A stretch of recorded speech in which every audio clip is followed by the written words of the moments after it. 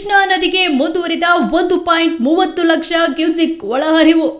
ಚಿಕ್ಕೋಡಿ ವಿಭಾಗದ 10 ಪ್ರಮುಖ ಸೇತುವೆಗಳು ಸಂಪೂರ್ಣ ಜಲಾವೃತ. ಹಲವು ಹಳ್ಳಿಗಳ ಸಂಪರ್ಕ ಕಡಿತ, ಪರ್ಯಾಯ ಮಾರ್ಗ ಬಳಸಲು ಸೂಚನೆ. ನದಿ ತೀರದ ಗ್ರಾಮಗಳಲ್ಲಿ ಜಿಲ್ಲಾಡಳಿತದಿಂದ ಹೈ ಅಲರ್ಟ್ ಘೋಷಣೆ.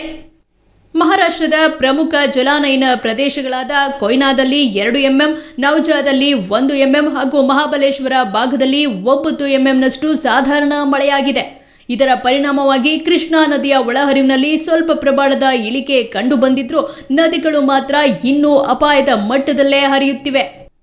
ಪ್ರಸ್ತುತ ಕೃಷ್ಣಾ, ದೂದ್ಗಂಗಾ ಮತ್ತು ವೇದ್ಗಂಗಾ ನದಿಗಳು ಸಂಪೂರ್ಣವಾಗಿ ಮೈದುಂಬಿ ಹರಿಯುತ್ತಿವೆ. ನದಿಗಳ ಆರ್ಭಟಕ್ಕೆ ಚಿಕ್ಕೋಡಿ ವಿಭಾಗದ ಒಟ್ಟು 10 ಪ್ರಮುಖ ಸೇತುವೆಗಳು ಜಲಾವೃತಗೊಂಡಿವೆ. ಇದರಿಂದಾಗಿ ಈ ಭಾಗದ ಹಲವು ಹಳ್ಳಿಗಳ ನಡುವಿನ ನೇರ ಸಂಪರ್ಕ ಕಡಿತಗೊಂಡಿದ್ದು, ಸಾರ್ವಜನಿಕರು ಮತ್ತು ವಾಹನ ಸವಾರರು ತೀವ್ರ ಪರದಾಡುವಂತಾಗಿದೆ. ಸದ್ಯ ಸಾರ್ವಜನಿಕರು ಕಡ್ಡಾಯವಾಗಿ ಪರ್ಯಾಯ ಮಾರ್ಗಗಳ ಮೂಲಕವೇ ತಮ್ಮ ಸಂಚಾರವನ್ನ ಮುಂದುವರಿಸಿದ್ದಾರೆ.